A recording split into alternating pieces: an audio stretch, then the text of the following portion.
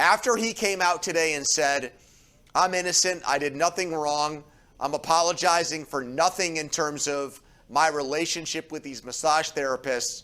It's about the way that the outside world reacted to it. Just disgusting.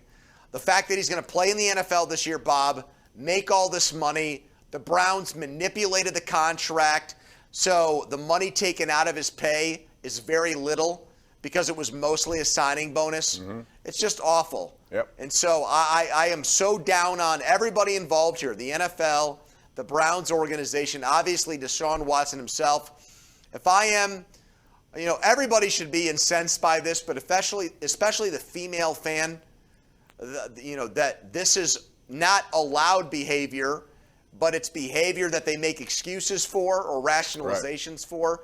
Just an ugly look for the NFL. And, yeah, I think just a dark day for the league that it was only an 11-game suspension and a $5 million fine or $7 million fine, Bob, for a guy that got a contract that was a record-breaking guaranteed deal. Yeah, and I thought the owners would really push this harder just because I know they were all miffed at this guaranteed of all people to give it to. This guy, not only that, then, like you said, he apologized for what was triggered as if, I caused some people out there to really squirm a little bit because of what happened. He never, it's funny, at the beginning of this whole thing, he maintained his innocence.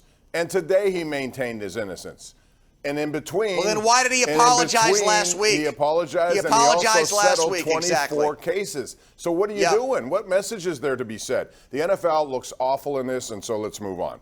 Let's talk about the quarterback situation here in Pittsburgh because we're going to see your boy Kenny Pickett a lot more on Saturday. He was outstanding last week, and he caused ratings that we haven't seen in preseason football in 7 years. But Mike Tomlin wants to give him a shot, and I thought this was going to be part of the plan with better players and against better players. By the way, Mitch Trubisky, I thought, had his best day at training camp today on the final day. So he'll start, and then Kenny Pickett. Your thoughts about this? And again, I think it was part of the plan all along. It was just a matter of getting to these games. Well, Pickett has closed the gap. Pickett started as a third stringer. He's now entrenched as the number 2 quarterback. And he's breathing down the neck of Mitch Trubisky, who did not have a bad game against Seattle on Saturday. But it begs the question. I mean, we're setting things up here for a very awkward situation, Bob. We've lived through a lot of awkward situations with like Penguins goalies where you've got 2 good ones, and if somebody has a bad game, you're very tempted to go to the other guy. And that's how I feel like this situation is headed. If Pickett follows up that Seattle game with a strong performance in Jacksonville, even if Trubisky is the starting quarterback week 1 in Cincinnati, which I think he will be, he's got the shortest leash ever. He's got the shortest leash of any quarterback in the NFL that is a starter. That all it might take is one bad game or even one bad half for Mike Tomlin to start thinking about Kenny Pickett. He's NFL ready. He's got incredible poise, perfect precision. We saw it in the game against Seattle. And so I'm so excited to see him against better competition with better weapons. And I think Trubisky will start week 1.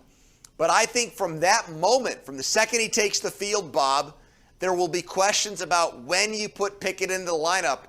And I think it'll be sooner rather than later. Could be, but then again, Trubisky could play well, and they can delay that. In any event, it would be, I think, no matter what happens, it'll be good for Kenny Pickett if he's there participating in practice every day. We got to take a break here. I will, however, caution, just because we've seen so many of these quarterbacks have struggles early on, like last year. We're going to see Trevor Lawrence this year. Last year's the number 1 overall pick, and I realized it was a horrid team that went, I think, 3-14.